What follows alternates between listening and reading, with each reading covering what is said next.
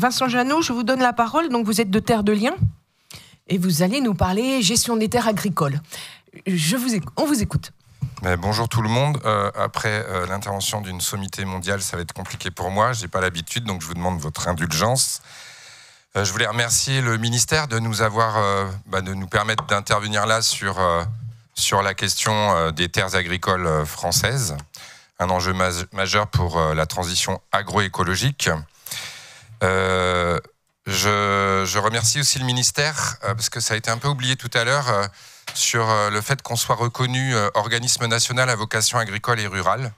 On dit plus simplement ONVAR, puisque nous participons à un inter-ONVAR où il y a la PAD, notamment, qui a été citée, la Fédération nationale du climat, etc. Et où on travaille ensemble depuis, alors nous avec Terre de Liens depuis 2014, en essayant d'allier les différents modèles agricoles, en travaillant ensemble avec je vois qu'il y a Françoise là, avec la coopération agricole et d'autres. Et pour nous, les ONVAR, ça devrait être le troisième pilier du développement agricole et rural avec l'ACTA et Chambre d'agriculture France. Voilà, donc ça a été oublié tout à l'heure et je trouve important de le rappeler là. Moi, je m'appelle Vincent Jeannot, ça a été dit, et je suis directeur des partenariats et des programmes au sein de l'association Terre de Liens, au sein de Terre de Liens au niveau national.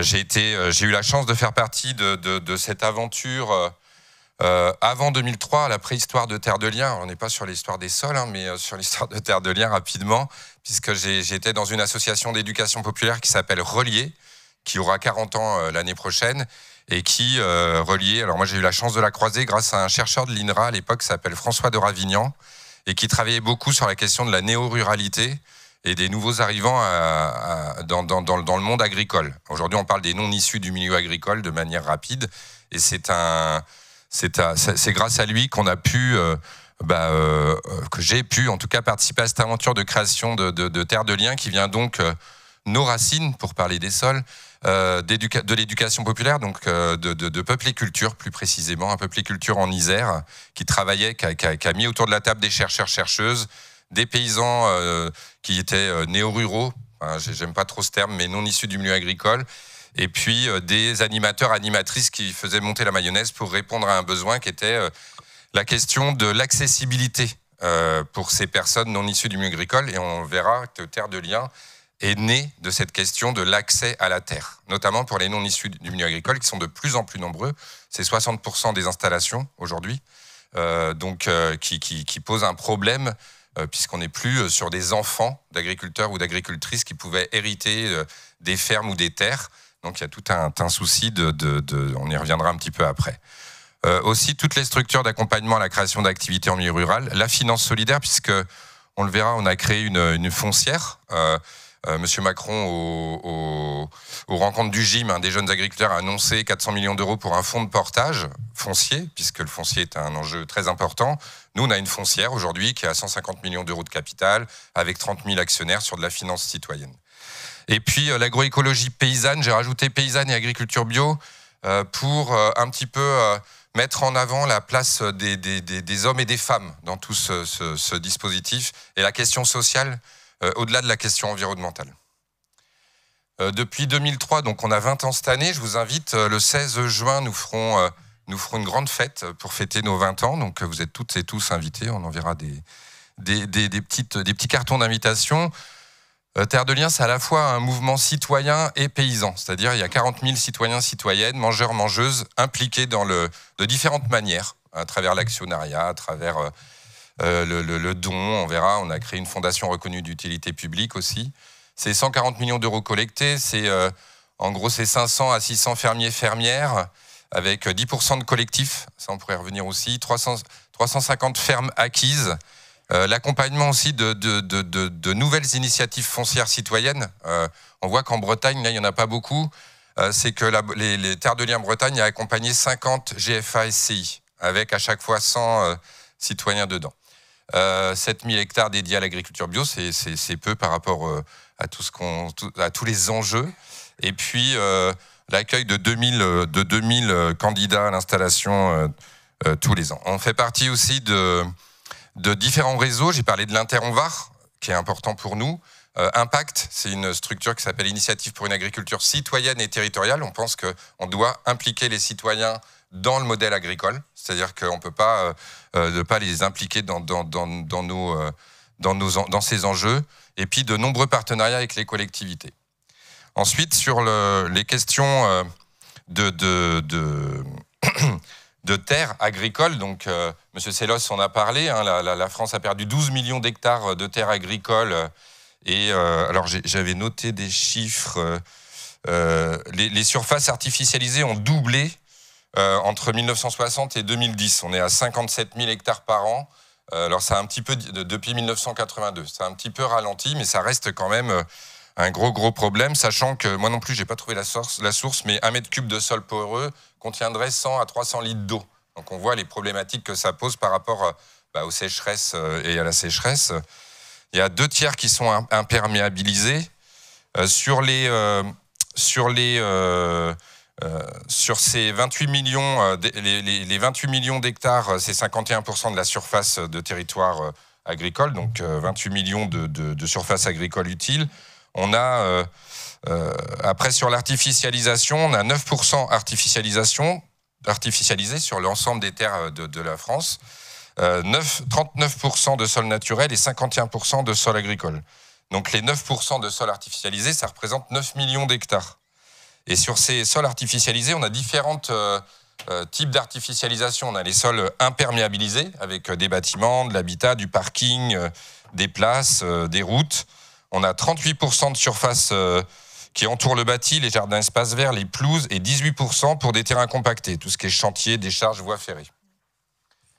Voilà, donc ça c'est chaque année pour de l'habitat. Donc après, on voit bien qu'il y a des conflits d'usage. Nous, on a créé une coalition foncière et je vous invite à regarder ce qu'on travaille sur deux directions. Donc la préservation des terres, je suis plutôt là pour ça ce matin, et le partage des terres, donc l'accès à la terre. Donc on a un projet de loi foncière hein, qu'on porte auprès de différents élus. Alors, je suis bien d'accord avec M. Sellos par rapport au Sénat, mais là, on a un projet de loi d'orientation et d'agricole avec un pacte là, qui est en train d'être discuté avec le ministère de l'Agriculture et le ministre, où on est très impliqué sur ces questions, où on essaie de demander vraiment l'application de ce zéro artificialisation nette. On aimerait bien même aller jusqu'au zéro artificialisation brut, ce qui est sûrement une utopie, mais et tout en travaillant aussi avec les questions de logement très social. Vous pensez à votre conclusion ? Comment ? 3 minutes, on m'a donné ? Ah oui, d'accord, 3 minutes, ça va. Et puis, donc 2 tiers de l'artificialisation au détriment des terres agricoles. Tous les ans, on perd la capacité de nourrir une ville comme Le Havre. On voit bien la fonction alimentaire, hein, M. Sellos l'a rappelé. Je vous invite à aller voir un convertisseur alimentaire local qu'on a mis en place. Pardon Vincent, mais vous êtes à peine la moitié de votre présentation. Non, mais c'est bientôt, ça va aller. Et avec un convertisseur alimentaire local qui s'appelle Parcelle pour une alimentation résiliente, citoyenne, environnementale et locale. Et je vous invite à aller voir, vous tapez le nom de votre village et vous pourrez voir le nombre de paysans, paysannes qui pourraient s'y installer en agriculture paysanne pour alimenter la population. Avec différentes consommations, carnet à moitié, carnet, etc. Ensuite, 2 cartes que je voulais montrer, c'est dans ce rapport que je vous invite à aller télécharger sur notre centre de ressources. Il y a une carte qui est la consommation des espaces naturels, agricoles et forestiers. Alors on voit très précisément hein, par rapport aux régions, aux différentes régions. Donc ça, c'est vraiment intéressant et c'est mis en place par le CEREMA. Enfin, c'est un regroupement du CEREMA, de l'IRSTEA et de l'IGN sous la direction du ministère de l'Agriculture et du ministère de la Transition écologique. Et c'est juste pour vous montrer un petit peu les outils qui sont en place. Et après, M. Sellos en a parlé aussi sur les pesticides des eaux de surface. Je vous invite à aller voir aussi plus précisément dans notre rapport. Et ensuite, sur les préconisations, mais je ne vais pas les lister toutes, mais il y a une qui me semble que Mme Bardy a rappelé là sur j'ai parlé de sources éparpillées, c'est que selon l'Agence européenne pour l'environnement, il y a un vrai manque d'instruments juridiques contraignants quant à la protection des sols. C'est-à-dire qu'il y a une dispersion, vous l'avez dit tout à l'heure, il y a une dispersion de différents textes dans des lois climat, etc., urbanisme, etc. Mais il n'y a pas une prise en compte globale. Donc ça, c'est un vrai souci. Et voilà, merci de votre attention. Super, merci beaucoup. Alors, je crois que vous avez des documents mis à disposition. Oui, pardon, voilà. j'allais oublier. Alors, je suis arrivé 2 minutes avant le début, donc j'ai pas. Mais il y a des rapports comme ça, il y en a une vingtaine, et après on a un résumé 4 pages de ce rapport qui est sorti l'année dernière. On sort notre 2e rapport le 28 février au Salon international de l'agriculture, et qui sera sur les questions de propriété des terres. Qui est propriétaire de la terre, avec toute la question de l'opacité autour de la propriété foncière. Voilà. Très bien. Merci beaucoup. Donc, après ce premier exposé plutôt sur le suivi de la gestion et de l'usage des sols, je vais donner la parole à notre 2e intervenante, Anne-Sophie Perrin. Anne-Sophie Perrin, qui est de Terre Innovia et qui, dans le projet Microbioterre, va nous présenter une question d'indicateur analytique de la microbiologie des sols. Pour 12 minutes, merci beaucoup. Donc, bonjour à tous. Donc, moi, je suis chargée d'études sur les sols au sein de l'Institut technique Terre Innovia. Voilà, donc je vais vous présenter quelques résultats du projet CASDER qui s'est terminé en 2021.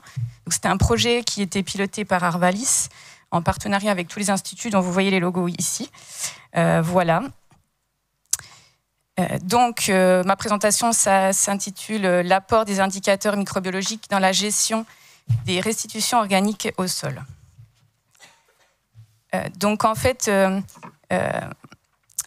la mise en œuvre des pratiques agroécologiques nécessite, comme on l'a entendu plusieurs fois aujourd'hui, du coup de modifier les pratiques culturales et notamment les systèmes de culture, donc notamment en introduisant des couverts, en diminuant le travail du sol ou encore en apportant des produits résiduaires organiques. Par contre, du coup, les analyses de terre proposées par les laboratoires ne proposent actuellement qu'une manière de gérer les restitutions minérales ou les amendements basiques. En ce qui concerne la matière organique, finalement, la manière de l'aborder dans les analyses de terre en routine est très minime, on va dire. Voilà, donc, notamment au niveau du fonctionnement biologique, il y a très peu d'éléments. Donc, le projet Microbioterre avait pour objectif de référencer des indicateurs de microbiologie des sols en vue de les intégrer dans l'analyse de terre de routine et d'améliorer la gestion des matières organiques dans les systèmes de grande culture et de polyculture élevage. Donc, en bref, le projet Microbioterre. Donc, nous avons abordé deux grosses parties, on va dire, notamment le lien entre les indicateurs et les pratiques culturales. Donc, nous avons réalisé une grosse analyse de la bibliographie scientifique à disposition. Et également, nous avons prélevé 20 essais agronomiques et sur lesquels nous avons réalisé 25 mesures en lien avec la microbiologie des sols et notamment le cycle du carbone et de l'azote. Par ailleurs, nous avons étudié les liens entre les indicateurs et les fonctions du sol, notamment par le biais d'analyses bibliographiques. Donc les fonctions, en fait, je rappelle les 3 grandes fonctions dans les sols agricoles, donc le recyclage des nutriments, la transformation du carbone et la structure du sol. Donc tout ceci nous a permis finalement de construire un référentiel d'interprétation que nous avons pu mettre en œuvre dans quelques parcelles agricoles. Et donc nous sommes allés jusqu'à une première étape de conseil. Donc je vous rappelle rapidement les 20 essais et notamment leur localisation géographique en France, donc qui appartenaient à différents instituts. Nous avons donc prélevé 61 modalités agronomiques. Ces essais concernaient des durées de rotation différentes, des modalités de travail du sol différentes, des couverts intermédiaires et des produits résiduaires organiques de différentes natures, et également des systèmes de culture de différentes natures. Donc à chaque fois, on faisait des comparaisons, systèmes de référence avec pratiques innovantes, on va dire. Donc sur ces essais, nous avons réalisé 25 types d'analyses différents. Et donc nous avons sélectionné 12 indicateurs qui sont ressortis comme les plus pertinents. Donc selon différents critères, donc la redondance de l'information, la variabilité spatiale des indicateurs, la réponse aux pratiques, le lien avec le stockage de carbone, et enfin le coût et la faisabilité technique. Donc ça a déjà été traité dans la journée l'année dernière, en 2021. Vous pouvez retrouver un lien ici.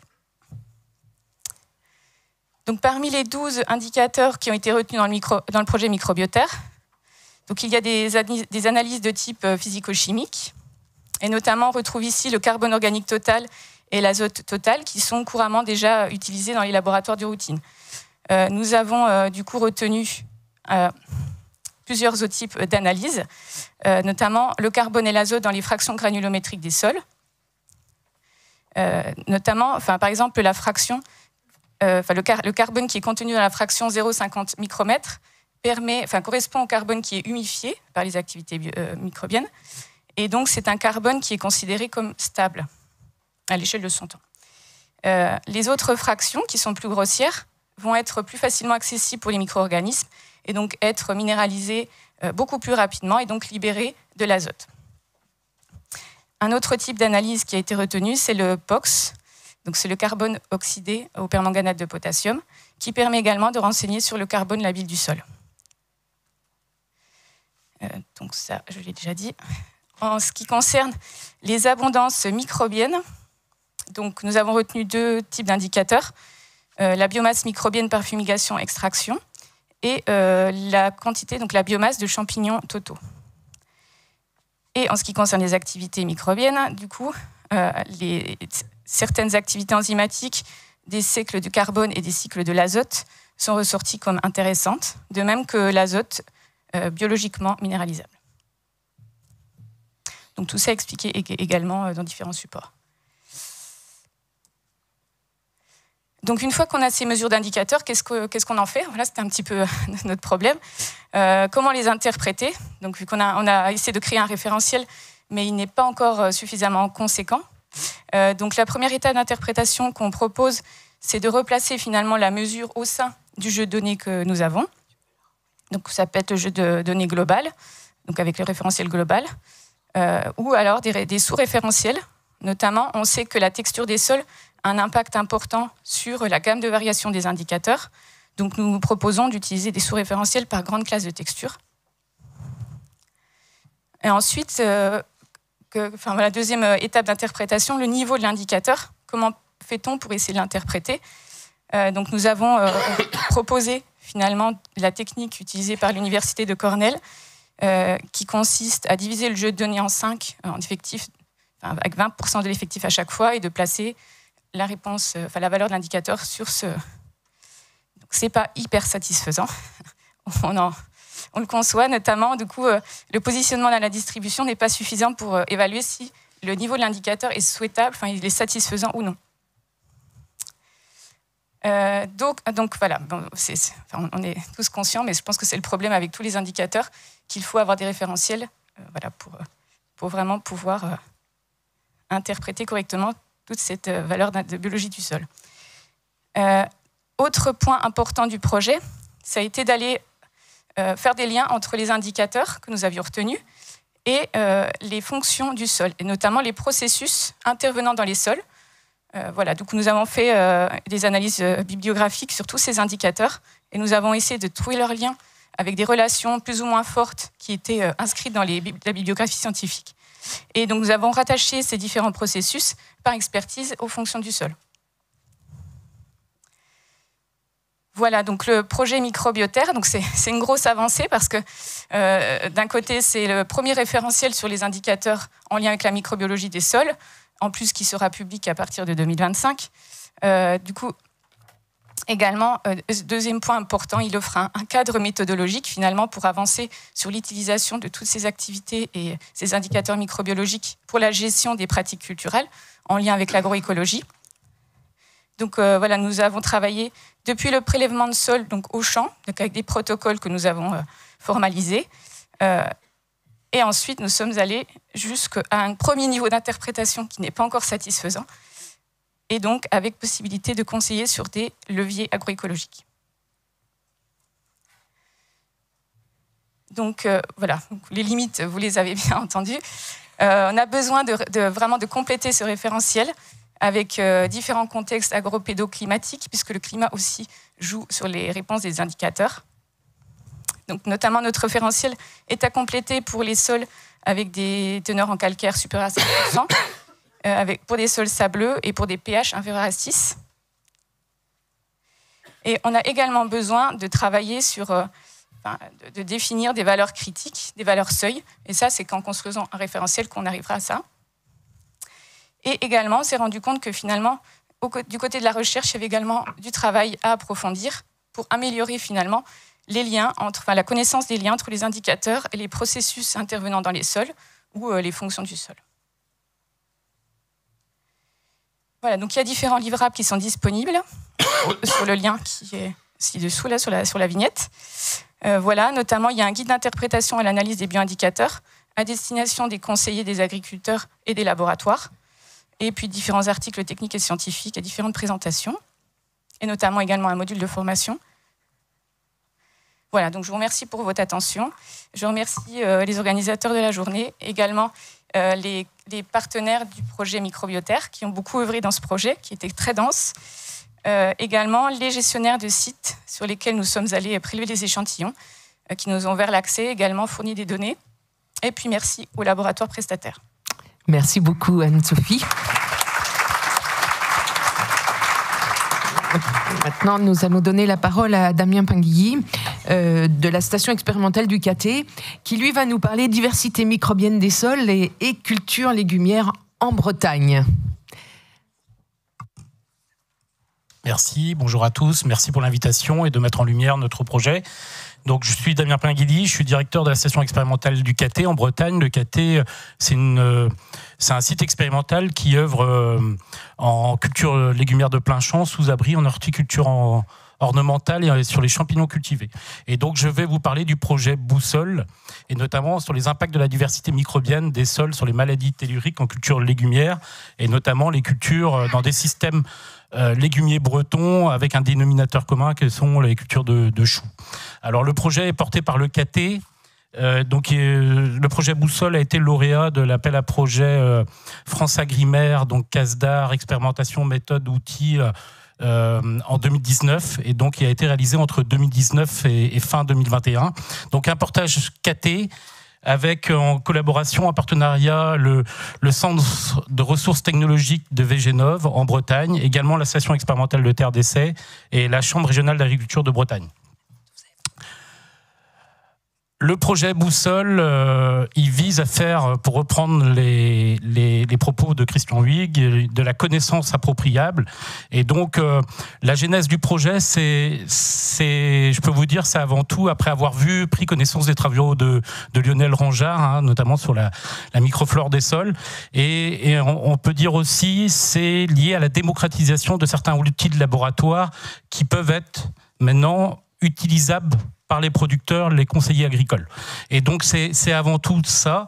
Et c'est utiliser des briques technologiques dans nos systèmes légumiers et pour permettre de connaissances diffusables, appropriables par l'ensemble de la filière, les producteurs, les conseillers agricoles, et en vue d'une massification. Et donc la Bretagne, c'est la première région française pour la production de chou-fleur. Les statistiques montrent entre 82 et 85% de la production de chou-fleur. C'est un dénominateur commun entre tous les producteurs. 50% des terres légumières sont utilisées pour la production de choux, d'un point de vue statistique. Et on se rend compte qu'il y a une absence de connaissance de l'impact des pratiques agricoles sur la microflore du sol et notamment sur les maladies telluriques. On voit qu'il y a des maladies telluriques qu'on connaît depuis très longtemps, comme la hernie, Plasmodiophoras brassicae, et sur lequel on bute actuellement. Et donc, on a besoin de nouvelles connaissances pour permettre de faire des avancées significatives dans la production. Et il y a aussi peu d'impact des pratiques agricoles, peu de connaissances sur l'impact des pratiques agricoles dans nos systèmes légumiers sur ces maladies telluriques. Alors, les objectifs du projet, je vous ai parlé de la genèse, c'est de définir, de mesurer les impacts des pratiques agricoles sur la présence de 3 maladies telluriques, la hernie, Plasmodiophoras brassicae, l'agent du pied noir, la Rhizoctonia solani, et le Phytophthora megasperma, qui est une maladie hivernale dans nos systèmes de culture. C'est également de mesurer l'impact de la microflore du sol sur la présence des 3 brio-agresseurs, et c'est également de mesurer l'impact des pratiques agricoles sur la microflore. Alors pour ce faire, on a utilisé 67 parcelles et une enquête agronomique a été réalisée sur ces 67 parcelles, sur 50 variables. Et il fallait juste que sur l'année 2019, les parcelles soient cultivées en chou-fleur. 50 variables avec des caractéristiques des parcelles, caractéristiques caïdaphiques, la présence ou non, le retour d'expérience de l'agriculteur sur la présence des maladies, des 3 maladies telluriques sur les 3 dernières années, et sur, en fin de compte, toute la traçabilité des interventions culturelles de l'agriculteur en termes sur ses rotations, le travail du sol pour chaque outil, la fertilisation, la protection phytosanitaire, etc. Donc ça faisait une somme importante de données sur l'enquête agronomique. Et dans ces 67 parcelles, on a fait un prélèvement de sol et on a mesuré les taux d'inoculum pour les 3 maladies, donc hernie, Rhizoctonia solani et Phytophthora megasperma. On a mesuré l'abondance fongique et bactérienne par PCR via le laboratoire de Vegenov. Et on a analysé, par une approche math-barcoding, la diversité des micro-organismes. Donc nous avons acquis une grande quantité de données qu'il a fallu exploiter statistiquement. Donc les 67 parcelles, pour ceux qui connaissent pas la Bretagne, donc, sont situées, on va dire, jusqu'à la pointe de Brest, jusqu'au département des Côtes-d'Armor. Et donc la caractéristique édaphique, c'est que c'est des sols limoneux, voire limoneux sableux. Et donc vous avez les points rouges qui représentent un prélèvement dans une parcelle de producteur. Au niveau des taux d'inoculum, sur la hernie, nous avons détecté la hernie dans 72% des parcelles, presque 3 parcelles sur 4. Dans ces parcelles-là, infestées, on va de 24 spores par gramme de sol jusqu'à près de 1 million de spores par gramme de sol. Pour 83% des parcelles infestées, le taux d'inoculum est compris entre 100 et 100 000 spores par gramme de sol. Donc on peut considérer que c'est des sols où il y a un potentiel d'infestation important. Sur Phytophthora megasperma, on retrouve la maladie dans 60% des sols. Et sur l'agent du pied noir, Rhizoctonia solani, on détecte dans 3 parcelles sur 4. Et donc nous avons été jusqu'au groupe d'anastomose. Et donc la G2.1 est spécifique des brassicacées, on le retrouve systématiquement, alors que le groupe d'anastomose 4, qui est beaucoup plus polyphage, qu'on peut retrouver sur pommes de terre par exemple, sur choux ou d'autres cultures, est détecté dans seulement 12% des parcelles. Donc ça, c'est conforme à la bibliographie qu'on peut retrouver sur le sujet. Au niveau des résultats, alors quel est l'impact des pratiques agricoles sur la présence des bioagresseurs? Donc nous avons fait énormément d'approches multicritères. Comme j'ai que 12 minutes, je ne vais pas tous vous les présenter, je vous choisis quelques graphiques et je peux vous dire qu'on a été relativement déçus. On a été déçus parce qu'à la genèse du projet, on s'imaginait mettre beaucoup plus en évidence des pratiques favorisant les maladies ou des pratiques qui étaient plutôt suppressives des maladies. Et donc on a été relativement déçus et on a mis en évidence peu de liens statistiques entre les pratiques agricoles et l'expression des maladies. Un résultat qui est quand même assez important, c'est qu'on a démontré un lien fort entre l'intensification du système de culture en brassica et la présence d'inoculum dans les sols. Et lorsque vous avez un chou sur une période de 5 années, vous avez environ 25% de chances d'avoir de la hernie, alors que lorsque vous avez 3 choux sur 5 années, on monte à 85% de chances d'avoir de la hernie. Donc ça, c'est quand même un conseil appropriable par les conseillers agricoles et par les techniciens, et notamment ce qui amène à préconiser une diversification de cultures légumières en matière de diversité dans les espèces, dans ces systèmes de culture spécifiques qui sont déjà très intenses en brassica. Alors, deuxième résultat, quel est l'impact de la microflore du sol sur la présence des 3 bioagresseurs? Là aussi, nous avons, là vous avez un exemple sur l'abondance et la diversité microbienne entre la présence, entre les sols avec, les parcelles avec hernie ou sans hernie. Et il y a aussi, on a vu globalement peu de différences dans nos systèmes de culture. Sur quel est l'impact des pratiques agricoles sur la microflore du sol, là également, peu des différences statistiques entre nos 67 parcelles. Nous avons même regardé s'il y avait des différences entre des systèmes raisonnés, des systèmes en agriculture biologique, etc. On n'a pas réussi à en mettre des différences fortes, des liens significatifs entre les pratiques agricoles, notamment sur 50 variables, toutes les pratiques agricoles de l'agriculteur et la microflore du sol. Alors, pour nous, ce projet Boussole, c'est une première étude sur cette thématique. Une première étude de cette ampleur. Et donc, ça a été une étude importante parce que pour les partenaires du projet, ça a permis de s'acculturer à ces nouvelles techniques pour l'agriculteur, le conseiller agricole, le technicien dans des stations d'expérimentation, à ces techniques qui sont désormais appropriables, ces techniques de laboratoire, métabarcoding, et par rapport à des thématiques.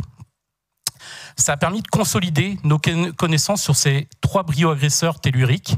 Par contre, je peux vous avouer aujourd'hui que pour avoir été à l'initiative du projet, je pensais qu'on aurait mis beaucoup plus de liens statistiques entre les pratiques agricoles, la microflore du sol et la diversité, on va dire, de microflore ou entre les différences entre les parcelles.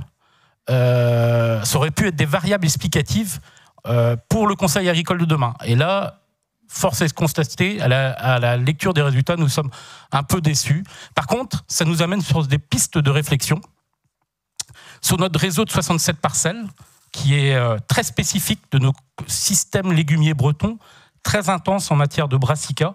Est-ce que nous ne sommes pas pour bien connaître ces systèmes de culture-là, nous mettons en évidence des différences de pratiques, des différences entre les producteurs, mais est-ce que ces 67 parcelles-là sont tellement spécialisées et en fait ne constituent pas un échantillon relativement homogène, en fait. Et on peut même se poser la question sur la puissance de l'outil métabarcoding que nous avons utilisé pour mettre en évidence des différences, en fin de compte, sur ce système, sur cet échantillonnage qui est peut-être relativement peu homogène. Voilà. Donc, je vous remercie. Je remercie aussi Baptiste Turban, qui était stagiaire de l'Institut Agro et notamment qui a fait son mémoire de fin d'études en sciences de données sur le sujet, parce que nous avons eu énormément de données.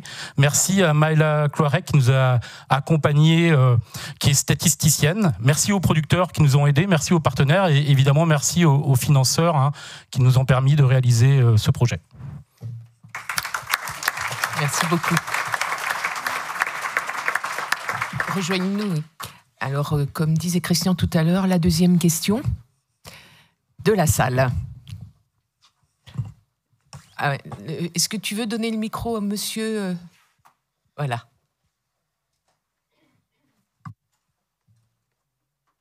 Merci. On a un petit peu de temps, donc préparez vos questions. Bonjour, Pascal Guilbault, Chambre régionale d'agriculture de Nouvelle-Aquitaine. J'avais envie de poser une question qui pourrait concerner éventuellement les 3 intervenants, mais qui est donc sur la variabilité intraparcellaire, donc notamment par rapport aux bioindicateurs. Alors finalement, ça a été un petit peu abordé par le 3e intervenant juste à la fin, mais du coup, est-ce que vous pouvez préciser peut-être, selon vous, l'importance de cette notion de variabilité intraparcellaire? Est-ce que ça peut-être, vous l'avez suggéré aussi donc à la fin, mais expliquer peut-être le manque de relation entre les différents paramètres que vous avez pu mesurer. Damien, vous commencez? C'était vraiment la question de fond de l'histoire, quoi. Oui, merci. C'était la genèse de notre projet. C'est-à-dire vraiment de pouvoir trouver une causalité entre des choses qu'on observe, des producteurs qui ont des problèmes dans leur parcelle et des producteurs qui ne connaissent pas ce problème-là. Et on pensait que l'outil métabarcoding pourrait mettre en évidence des liens, des différences de variabilité entre ces parcelles-là, peut-être des pratiques agricoles ou la microflore qui seraient favorisantes, suppressives. On a même regardé, je ne l'ai pas évoqué dans ma présentation, mais par rapport à la liste biocontrôle et aux solutions sur les micro-organismes, s'il n'y avait pas des différences, si on ne pouvait pas mettre en évidence des différences entre nos 67 parcelles. Et on l'a pas mis en évidence. Alors peut-être qu'elles existent et que l'outil n'a pas été assez puissant, l'outil MetaBarcoding, pour les mettre en évidence. Je sais pas. Alors moi, quand je me suis renseigné aussi sur d'autres projets qui ont été réalisés, souvent on compare des systèmes agricoles qui sont relativement contrastés. Et là, sur un territoire, en fin de compte, sur notre territoire, sur 200 km de long, avec des producteurs qui ont les mêmes outils, qui ont le même conseil agricole, voilà, on peut se demander si on arrive à mettre en évidence des différences. Une hétérogénéité pas suffisante au départ de l'expérimentation. Anne-Sophie ?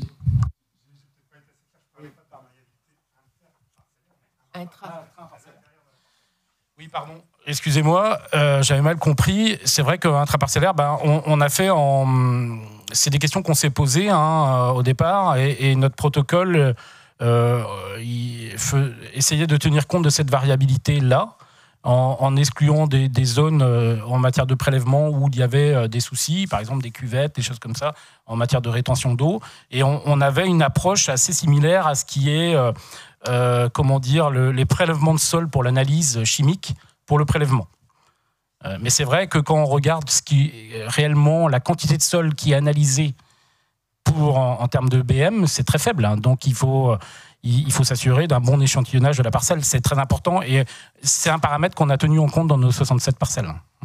Anne-Sophie ? Oui. Donc moi je suis allée rapidement sur ce point-là, mais c'était donc on n'a pas traité les pathogènes du sol par contre. Mais sur les indicateurs qu'on a mesurés, les 25 justement type d'analyse qu'on a effectué, on voulait justement voir la variabilité intraparcellaire. Donc c'est aussi pour ça qu'on a sélectionné des sites expérimentaux de longue durée et avec 3 parcelles de répétition. Et au sein de chaque parcelle de répétition, on a fait 3 points de prélèvement. Et du coup, on a pu estimer la variabilité de ces indicateurs.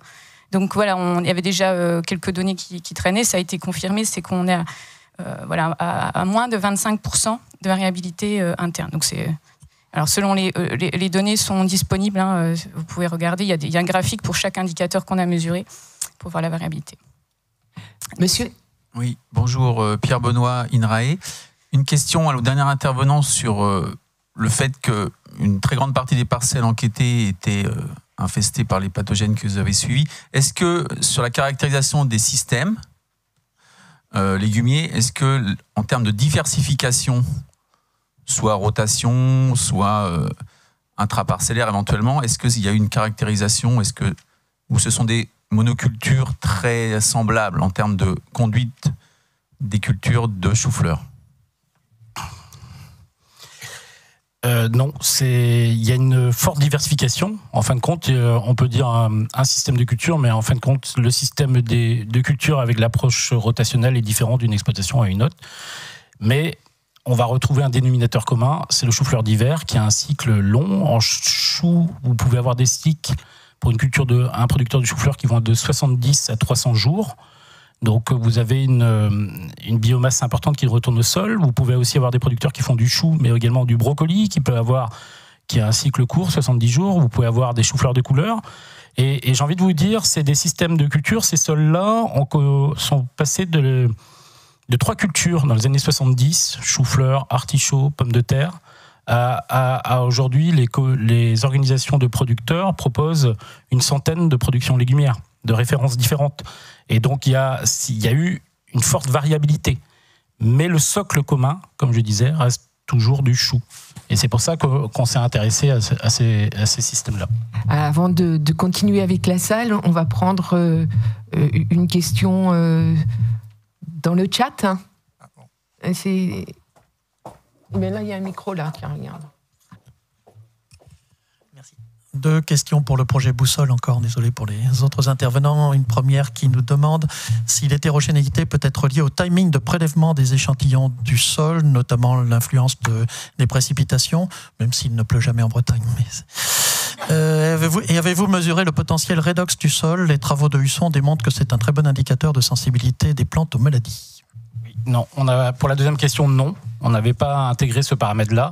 Pour la première question, nous avons essayé d'avoir très peu de personnes qui faisaient les prélèvements pour limiter au maximum l'hétérogénéité liée à l'opération de prélèvement. Donc ça a été fait par des conseillers agricoles et donc on a essayé d'avoir des périodes homogènes pour le prélèvement entre les 67 parcelles. Et donc ça, on a tenu compte pour éviter, parce qu'on s'est rapproché au niveau de l'expertise de Lionel Rangeard, on a pris contact avec lui en début de projet, et notamment éviter les périodes trop humides, mais également les périodes trop sèches. Donc pas de prélèvement en été, pas de prélèvement pendant l'hiver. Merci. Alors, une question vers le pilier, je crois. C'est pour les deux derniers intervenants. Donc, je vais recommencer par Damien Pengili. Je veux savoir, dans les rotations, c'était uniquement de la rotation légumière ou avec de la grande culture? Non, c'est les... On va laisser finir les questions. Et la deuxième question? Puis pour la deuxième question, savoir si sur le retour des matières organiques, est-ce que ça pourrait être un outil supplémentaire pour la gestion des épandages d'engrais, quelque forme que ce soit minérale et ou organique? Je suis en zone vulnérable dans le Grand Est. Est-ce que ça pourrait être un outil supplémentaire par rapport à la réglementation qui va toujours en évoluant? Donc pour la première question, par rapport à la diversification, oui, dans les 67 parcelles, nous avons tenu compte de la réalité concrète, opérationnelle des producteurs. Et les producteurs, même si c'est des producteurs de légumes, ils se revendiquent producteurs de légumes, ils font aussi, ils peuvent avoir des céréales, ils peuvent avoir du maïs. Et donc, évidemment, il y avait des rotations avec des grandes cultures, en fin de compte, dans des systèmes spécifiques légumiers. Et donc, oui, tout à fait. On en a tenu compte. Et pour la deuxième, Sophie, je vais passer la parole à Sophie. Alors pour la deuxième question, du coup, c'était est-ce que les outils, enfin les indicateurs qu'on a utilisés pourraient servir à aider les agriculteurs à gérer les côtés négatifs que pourraient avoir les produits résiduaires organiques sur l'azote, c'est ça, en zone vulnérable? Affiner le pilotage, oui, du coup, puisque l'azote qui va partir dans les eaux vient de la minéralisation de la matière organique. Donc, effectivement, pour connaître si la matière organique qu'on a dans le sol, au fil du temps, va plutôt augmenter la partie stable ou la partie qui va être rapidement minéralisée. Oui, alors après, je pense que c'est des outils qui peuvent être utilisés, mais tous les 5 ans, par exemple, c'est pas quelque chose qui est pour un pilotage fin. Ok. Alors, on attend. Oui, là. Si, allez-y, je vous en prie. Sinon, moi, je vais poser les miennes, donc c'est aussi bien que ce soit vous. Peu importe. Allez-y après. Je serai très court. J'avais une question par rapport. On a parlé un petit peu de marché foncier avec l'intervention de Vincent Jeannot. Est-ce que, selon vous, la fertilité des sols et les pratiques culturales, par exemple l'agriculture de conservation, auront ou ont un impact déjà sur la valeur des terres dans un bassin de production? Voilà. C'était une question. Est-ce que c'est une question de prospective? Est-ce que c'est un sujet qui vous... Alors, je ne suis pas un spécialiste de l'économie. Je ne sais pas s'il y a William Love-Luc là qui est là, mais je ne crois pas, il devait venir. C'est un chargé de recherche et d'analyse au sein de Terre de Liens qui a travaillé beaucoup sur les questions du marché foncier, notamment à partir des pratiques de pas de porte ou de chapeau ou de dessous de table qui sont des pratiques qui font aussi évoluer le marché foncier. Je ne suis pas certain, après ça c'est un avis personnel, pour ne pas l'avoir étudié au niveau de Terre de Liens, mais je pense que ça a un effet, mais l'effet le plus important, il est sur d'autres leviers du marché foncier, que ce soit la constructibilité, que ce soit la spéculation foncière qu'on peut voir sur certaines zones. Donc, je suis pas sûr que ce soit l'effet le plus important, en tout cas. Vas-y. Pour aller dans le même sens, est-ce que Terre de Liens travaille sur des questions un peu épineuses en matière juridique ou d'économie, sur par exemple l'impact de l'agroforesterie sur la valeur des terres? Oui, alors là, on commence tout juste. On a une mission biodiversité qui s'est ouverte il y a 3-4 ans avec Marion Maréchal et notamment avec notre fondation reconnue d'utilité publique sur les questions de préservation des terres et notamment sur les infrastructures. Je pense aux haies, je pense à la forêt, notamment sur la valeur des biens et sur comment on introduit ces critères dans nos baux ruraux environnementaux, puisque quand on achète des terres, on signe systématiquement des baux ruraux à critères environnementaux, donc opposables en droit. On s'est battu pour pouvoir obtenir ce bail, ce BRE, comme on dit, hein, qui est arrivé avant les ORE, les obligations réelles environnementales.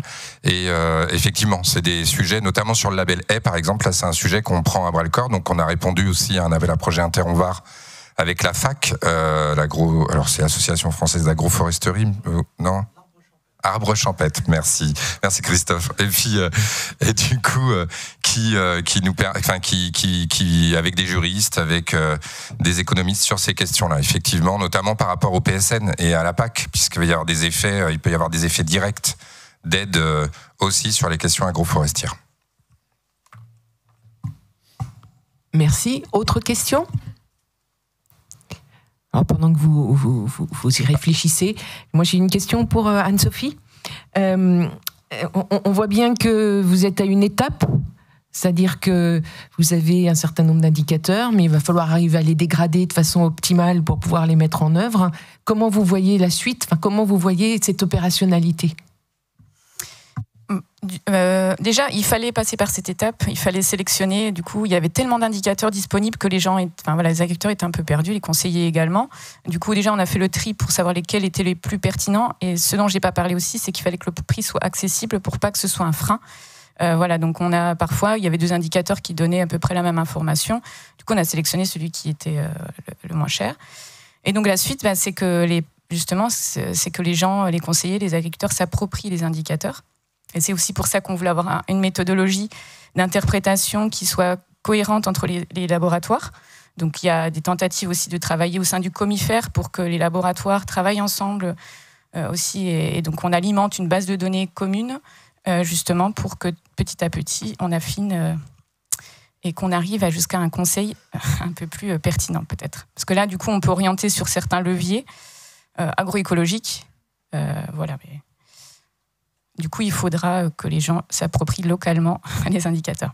Donc, il y a déjà des choses qui... notamment, il y a déjà des personnes qui se sont appropriées les indicateurs au sein des réseaux d'agriculteurs, de G2E, voilà. Et est-ce que vous avez un dispositif pour suivre la mise en œuvre de ce travail, pour dire, ce que ça apporte ? Parce que le plus vous capitaliserez, le plus vous pourrez inciter les gens à le mettre en œuvre ? L'idée, c'est justement de se réunir au sein du Comifère. Donc, il y a un groupe de travail sur ces thématiques. Et donc, on avait bien conscience qu'on n'arriverait pas à aller jusqu'à un référentiel suffisamment important. Donc là, l'idée, c'est que tout le monde travaille de concert et que les données soient mises en commun et que tout le monde travaille de la même manière pour aboutir. Donc oui, il y a déjà des choses qui sont en route. Ah, il y a une question là-bas. Monsieur Benoît. Ouais.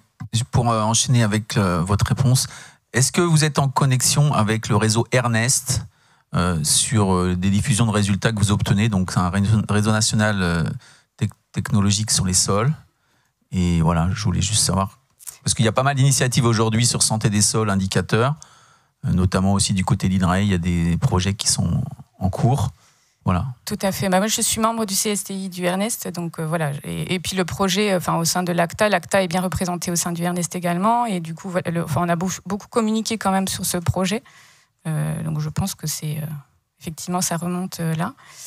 Et donc voilà, on est en lien. De toute façon, les instituts techniques, on est plusieurs à travailler sur les indicateurs et on est en lien avec tous ces réseaux. Oui. Merci. Donc, s'il n'y a plus de questions, il n'y en a plus dans le chat non plus. Je vous rappelle, donc on va faire une petite pause café. Ça va être l'occasion de discuter encore avec nos intervenants. Et puis donc, je vous rappelle que le document de Terre de Liens est disponible à l'endroit où vous allez boire le café. Donc, on se retrouve à 11h30. À 11h30, comme ça donne un petit peu de temps aux échanges informels. Et pour ceux qui sont en Zoom, vous pouvez rester connectés et vous nous retrouvez à 11h30. Non.